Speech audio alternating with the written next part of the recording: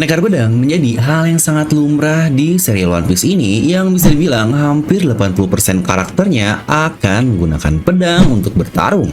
Bahkan karakter-karakter fodder pun terlihat hampir semuanya menggunakan senjata aman yaitu pedang ini. Nah, dengan segitu banyaknya pendekar pedang di serial One Piece, kira-kira siapa saja sih urutan untuk yang terkuatnya? Nah, garis Dreamers sebelum di sini di video ini kita akan membahas urutan pendekar pedang terkuat di serial One Piece. Jadi pastikan kalian tonton video sampai habis ya, agar tidak ada informasi yang miss dan juga setengah-setengah. Karena One Piece itu tidak masuk akal, tapi akal bisa masuk. Nah, mari tanpa basa-basi lagi kita langsung saja. Wadaw.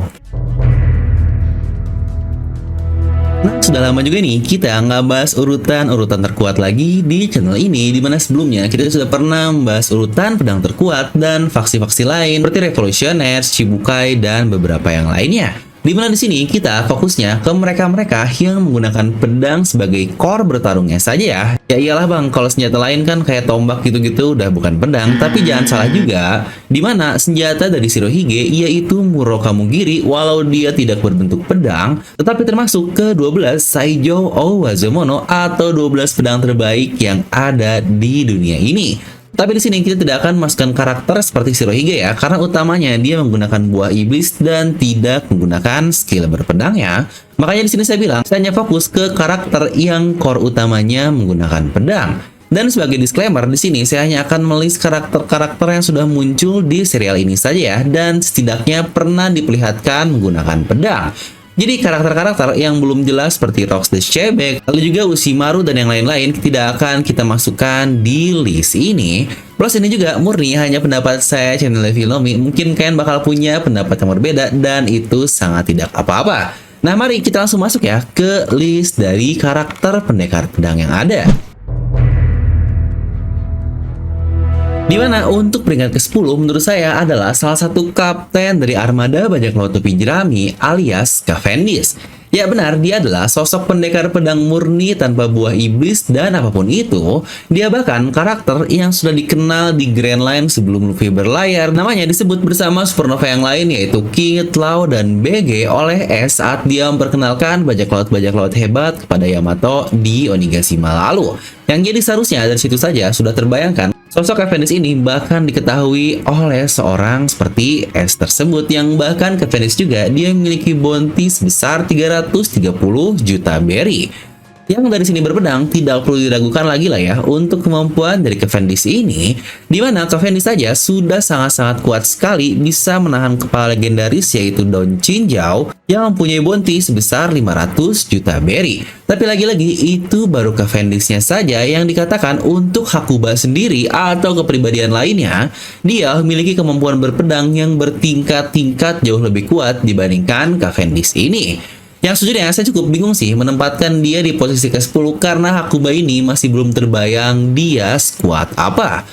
Lalu selanjutnya di peringkat ke-9 adalah para samurai dari Wano Kuni, di mana mungkin yang utama atau topnya akan saya simpan namanya adalah Denjiro.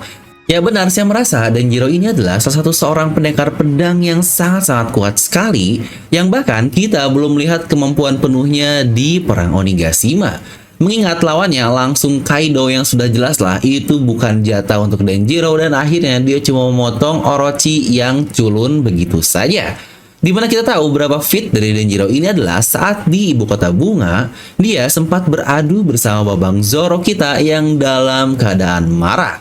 Tapi lagi-lagi di situ Denjiro dia masih bisa bersantai menahan serangan-serangan Zoro ya, walau di situ juga Zoro tidak menggunakan tidak pedang, tetapi cukup terlihat jika Zoro dalam keadaan emosi yang ingin membalas dendam kepada Orochi. Yang bahkan di mode seperti itu saja Zoro masih kesusahan untuk melampaui adu pedang dengan Denjiro. Ya walau all out pun saya sangat yakin Zoro bakal menang, tapi saya juga cukup yakin jika Denjiro tidak akan semudah itu untuk dikalahkan.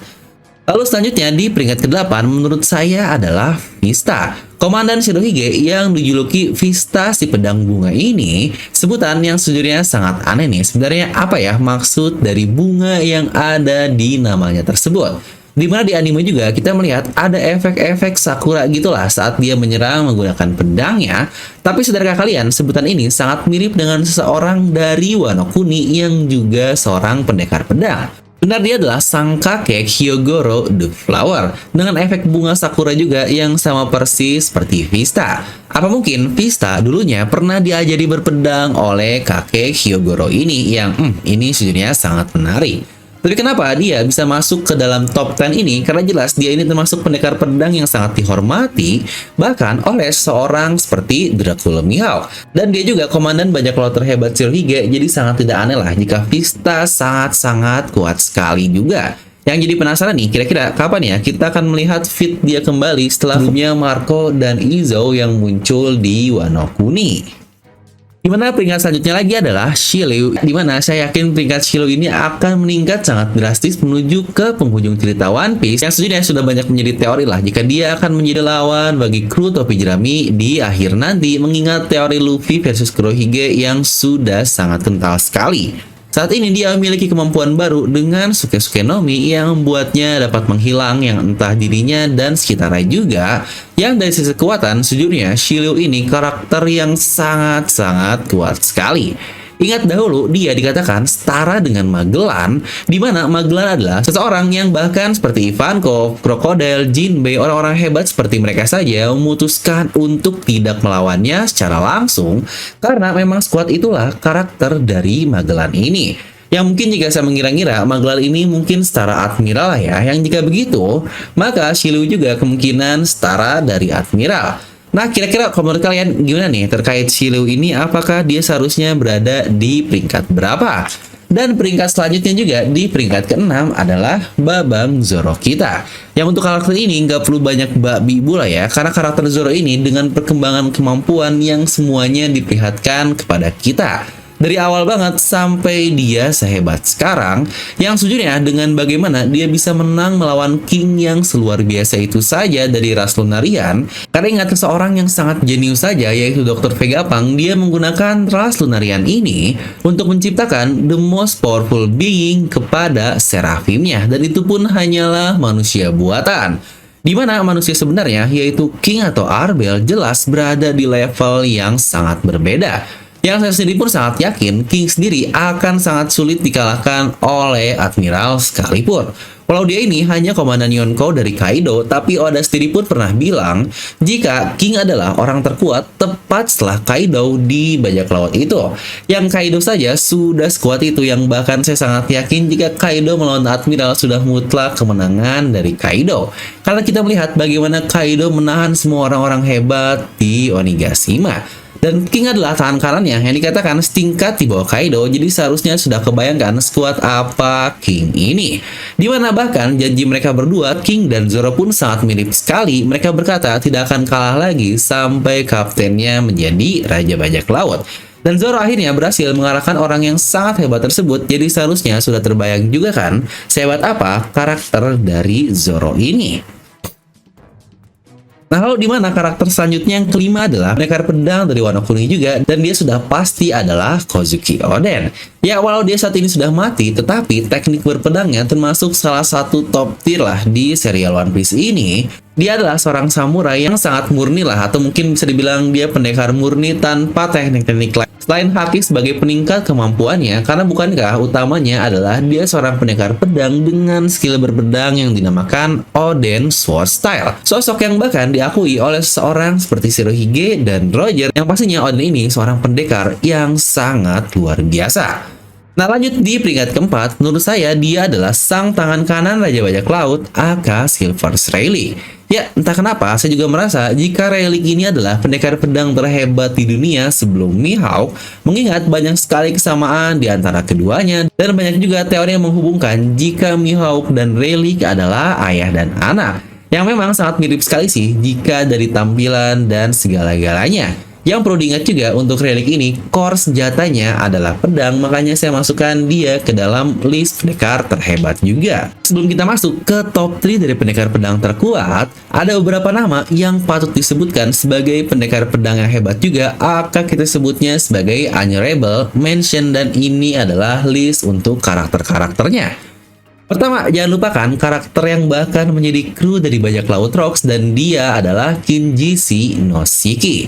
Dia ini walau pengguna buah iblis Fua Fua no Mi, tetapi senjata utamanya tetap menggunakan pedang, dan tidak hanya itu, kedua pedangnya yaitu Oto dan Kogarashi termasuk ke dalam Owazamono atau 21 pedang terbaik. Lalu yang kedua adalah Fujitora, di mana dia adalah seorang admiral yang bernama Isou dari Angkatan Laut, walau banyak serangan-serangannya menggunakan buah iblis, Zushi atau gravitasi lah. Tetapi medium yang selalu dia gunakan adalah pedangnya, dan teknik berpedangnya pun tidak kaleng-kaleng.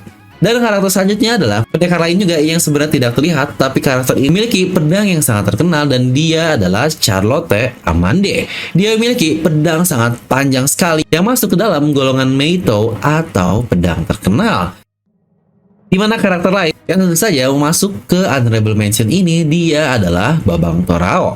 Walau dia memfokuskan serangan-serangannya di buah iblisnya OP-OP Nomi, tetapi tidak diragukan, kemampuan berpedangnya tidaklah kaleng-kaleng. Dia pula menggunakan salah satu pedang terkutuk yang bernama Kikoku. Dan karakter kelima, jangan lupa juga, dia adalah salah satu Yonko yang menggunakan pedang, yaitu di Napoleonnya alias Big Mom. Walau dia terlihat sangat aktif dalam pemanfaatan homis-homisnya dalam bertarung, tetapi dia bahkan bisa menciptakan serangan Ikoku, salah satu serangan terkuat di seri One Piece ini dengan pedangnya ala Elbaf, dan menciptakan serangan pedang terbang atau shockwave yang sangat-sangat gila sekali. Nah, di mana masih ada sosok lain juga yang kurang dikenal, tetapi saya sangat yakin dia ini kuat sekali dan dia adalah Bogart. Ya benar, tangan kanan dari Vice Admiral Monkey the Gap yang dijuluki pahlawan ini adalah seorang pendekar pedang. Untuk skillnya terlihat saat dia memotong senjata yang akan ditembakkan oleh Kobe di cover story pertama kali dengan sangat mudah. Dia pula terlihat melatih Kobe dan Helmeppo dengan sangat mudah padahal menggunakan tangan kiri, di mana itu bukanlah tangan utamanya. Jadi saya sangat penasaran kemampuan dari Bogart ini dan saya pun sangat yakin ia masuk ke top tier untuk seorang pendekar pedang walau kita masih belum tahu skuad apa saat ini. Dan jangan lupa juga karakter selanjutnya adalah nakama dari Our Lord yang dia pernah membuat Babang Zoro kita kesusahan di awal sekali dan tidak lain dan tidak bukan dia adalah Lord Kabaji. Jangan lupa dia seorang pendekar pedang ala akrobatik juga ya. Nah, dan kita langsung masuk ke top 3 dari pendekar pedang menurut channel Devil Nomi, dan di urutan ketiga menurut saya adalah Goldie Roger.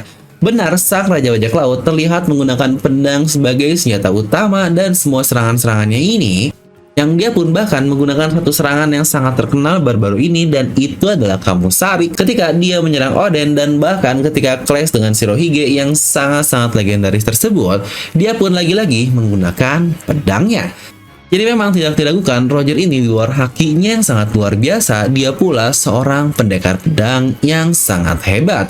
Oh, jangan lupa juga pedangnya yang bernama S termasuk ke dalam Saijo Owazamono atau 12 pedang terbaik.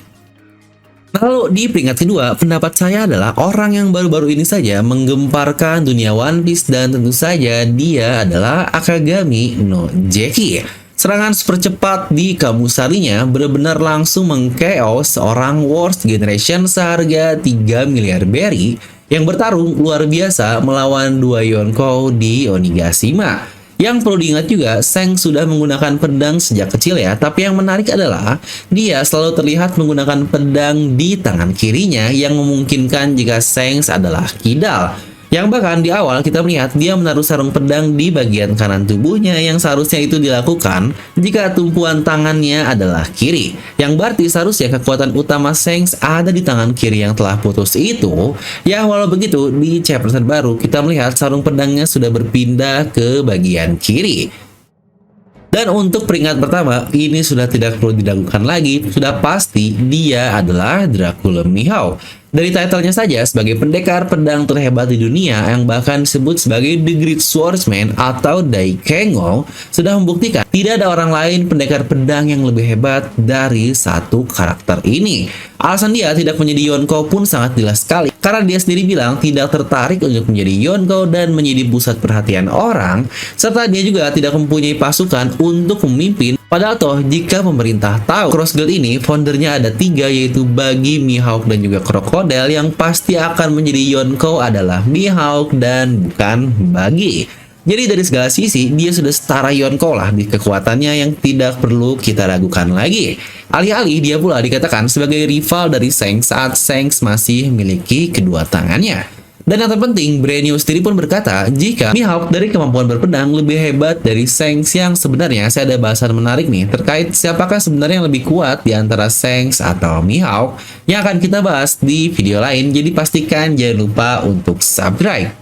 Nah, jadi itulah urutan pendekar pedang terhebat di serial One Piece menurut channel Devil Nomi, yang sejujurnya masih ada beberapa karakter lain yang tidak saya masukkan. Contohnya adalah Gorosei. Walau terlihat dia menggunakan pedang yang banyak teori jika itu adalah Sodai Hitetsu, tapi kita masih belum melihat bagaimana dia menggunakan pedang, makanya belum saya masukkan untuk listnya. Dan tentu saja salah satu pendekar pedang juga yang terbaik dari yang terbaik, dia adalah Shimotsuki Ryuma, samurai legendaris Wano Kuni yang bahkan dijuluki sebagai Sword God aka Dewa Pedang. Mengingat Zoro akan mengikuti jalannya untuk menjadi Ryuma ini, yang sudah dipastikan the next Sword God ini di serial One Piece adalah Babang Zoro kita. Nah, kira-kira kalau menurut kalian siapa sih urutan pendekar pedang terkuat di versi kalian? Bisa langsung tuliskan di kolom komentar di bawah ya.